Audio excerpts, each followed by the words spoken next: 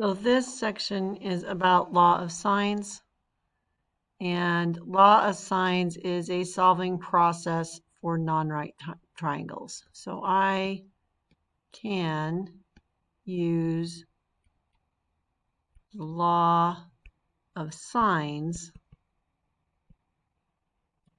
on a non-right triangle. That is the goal of this particular lesson.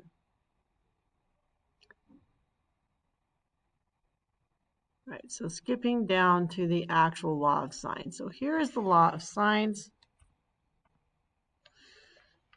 Essentially, the law of sines is used when you have a certain set of information, okay? Remember the law of sines, it's sine itself. So sine itself runs off a right triangle. So here is a right triangle. Here is my reference angle A, side A, C, side C, and what's the key thing here is I have a 90-degree angle, and the opposite of A, angle A, is the opposite side, and then the diagonal side is the hypotenuse side. And just a reminder that sine of your angle A is then defined as always your opposite side over the hypotenuse side, and that is always what the fraction of sine A is. So the question is, what do we do when we have a triangle that's not a right triangle and we don't have this handy dandy 90-degree angle? Well, then we can still use our trig ratios, but we have to be a little more tricky, okay? So I'm going to show you how it works. What I'm going to do is I'm going to say, okay, I'm going to take this corner C here, and I am actually going to split this triangle into two separate triangles. So I have the triangle on the right,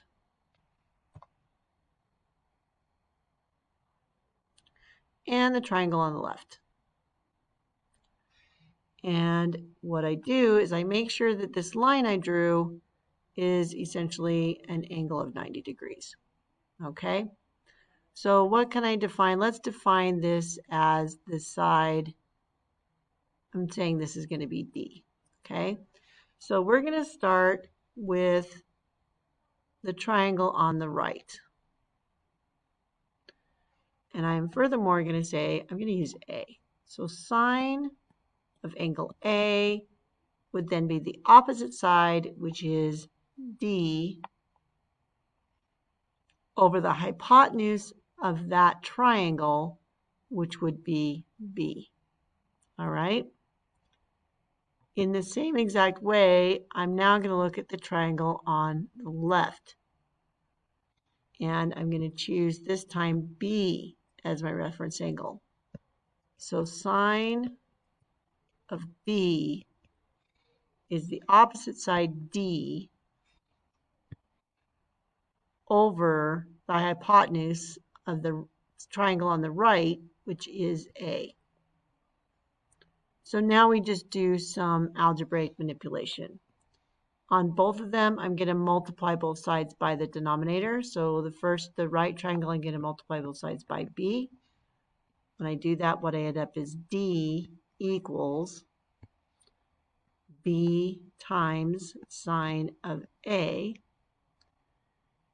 And when I do that on the right-hand side, I multiply both sides of this problem on the right by A, and I end up with D equals A times sine of B. Okay, essentially what's happening here is A over A reduces, leaving with B. All right, so the key thing here is now I have D, and I also have D. These are the same value here. So basically it's the same side. It's the side that divided up my original triangle into two separate triangles. So I should be able to state that D actually equals D. What is D on the left triangle? Well, that's be sine of A. And what is D on the right triangle? Well, that's A sine of B. So by doing some sneaky algebra, I've basically set up my right triangle. I set up my triangle with essentially two values that are equivalent, except for the fact that I didn't actually need a right triangle to figure that out. This format is a little hard to look at, or it's hard to use because the letters are different. So I have B and A over here and A and B over here. So how do I set that up so it's going to work? Oh, but I do notice I have A and B and also A and B. So what I'm going to do is pretty much divide both sides by the value A, B. On the left, B over B reduces, and on the right, A over A reduces. So then I actually get my formula of sine of A over A equals sine of B over B. So there I go, and now I have a pattern that I should be able to use to solve any triangle that's possible with this pair, okay? So two things. One, you need a pair. So for example, I would need angle A and side A because I have to have one full fraction to make this work, okay? Two, reciprocals are also equal. So I can either use this version, which is what I figured out, or I can flip it over and use the other version. Essentially what you want when you're solving these is the unknown to be on the numerator on the top. So if I'm looking for sides, I would want to use this version. If I'm looking for angles, I would want to use the second version since the angle's on the top. Just a little easier to solve. So this is just why the formula works. If I'm actually using this formula, okay?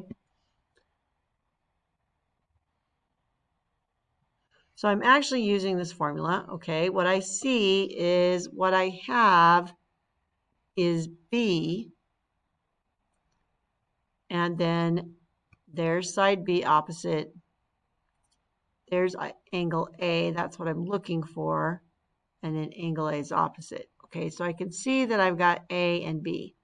So I'm looking for angle A, so we'll put sine on the top. So sine of angle A over side A, which is 7, equals sine of angle B, which is 55, over side B, which is 16. So there's my setup, and then from here it should be fairly straightforward to solve. Okay, I am solving for A, so I'm solving for sine of A first. Any other extraneous numbers, numeric values, need to move from the left-hand side of the equation over. So I'm dividing by 7, so the process then would become multiply both sides by 7. Sine of A then equals 7 sine of 55 over 16. Okay, that would be the actual ratio for sine, the actual two values of sine. Now I'm dialing down a little more and I'm remembering that I'm actually looking for A. So I do not want to have sine of A, I want just A, which means I need the inverse sine. So I'm going to need, in order to remove this off, I need to do inverse sine. So then what does A actually equal? Well, A would actually equal the inverse sine. Okay, so again, I'm changing my input. So sine has the input of an angle. Inverse sine has the input of this fraction.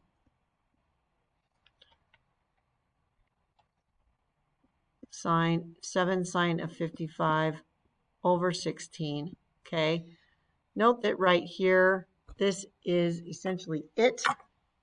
This is as far as you can go without a calculator in your hand to figure out your actual calculated value. So making sure my calculator is in degree mode, I then essentially enter this data set.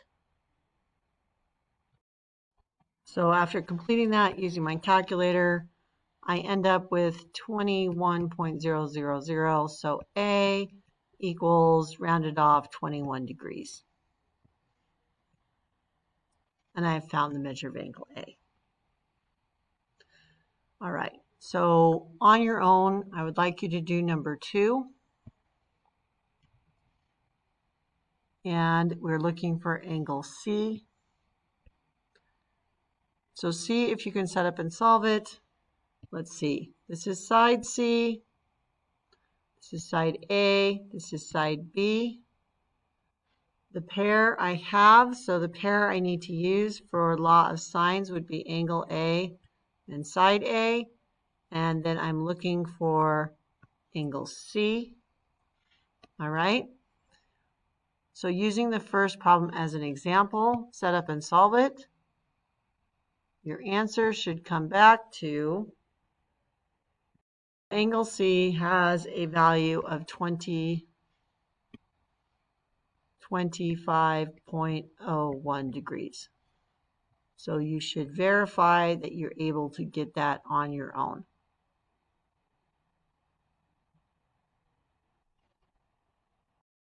All right, so looking at number 3 as our next example. What am I trying to find? It's saying BC. BC is right here.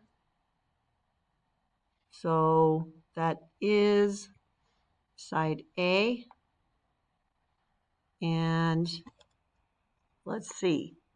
I can set up. So I'm going to need this angle because I'm looking for this side. So there's my pair. And so let's see, I'm going to have sine of 127 over A. I'm going to pause here and I'm going to note A is in the denominator. So I'm going to just not do this version. I'm going to choose to do the reciprocal version because that should be easier to solve. It's easier to solve if your variable is on the top and on the bottom. So I'm going to use the side on the top. So the side's on the top and the sine of the angle on the bottom. So on the bottom, sine of 127. And let's see. All right. Okay. Now I'm looking over here and I'm seeing that I have 28. That should be C. So 28 degrees is opposite C. And so that's not going to work because I can set that up like C over sine of 28. But that's not going to work because now I've got a problem with a variable of A and a variable C. And I can't solve it with 2 variables. So that looks like it looks like I'm going to have to do something else. So let's look at my triangle again. And I'm noticing that I actually have, let's see what I have. I have 3 angles. I have 127 already and 28 already. And I know that my 3 angles have to add up to 180. So let's find angle B. Angle B has to be 180 minus these 2 angles.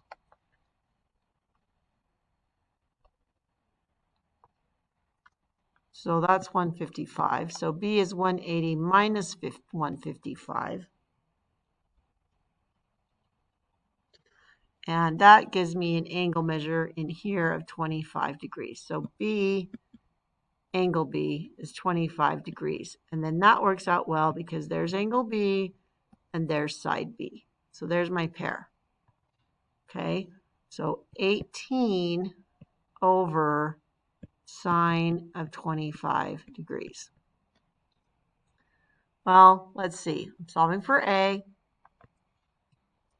So I need to move what's in the denominator, and it's divided. That's a division sign. So to remove something that's being divided, the inverse is multiply. So sine of 127 multiply by sine of 127 on both sides. There's my answer. So that's my math. And then all I need to do again is put it in the calculator. So A equals 18 times sine of 127 divided by sine of 25. And my answer is 34.02 degrees. Oops, nope, not degrees. 34.02 centimeters. Okay, obviously it's easy to make a mistake here. Be careful. All right, if you're finding a side, it's a distance, so I need that distance unit.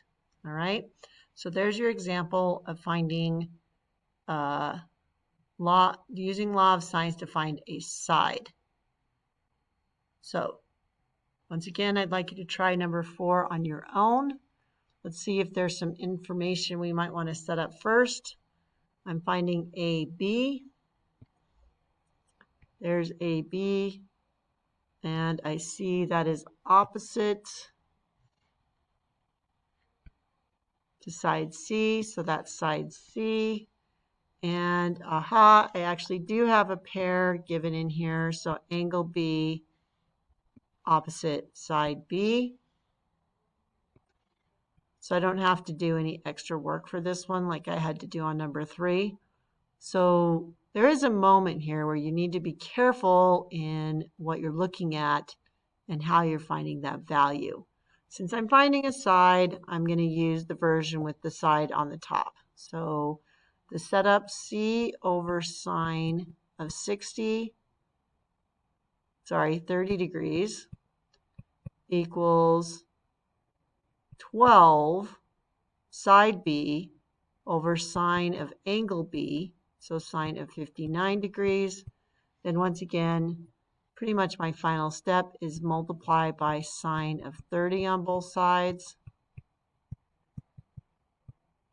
so that I can remove it. So sine of 30 over sine of 30 is 1. Please be careful. You cannot, that sine of 30 is a unit. You cannot break it, okay? So it's the whole thing and the whole thing, all right?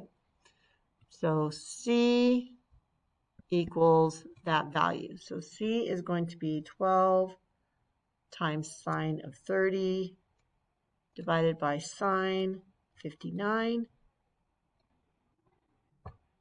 And let's see, I'm getting, essentially I got 6.999, so rounded off, C is 7 centimeters.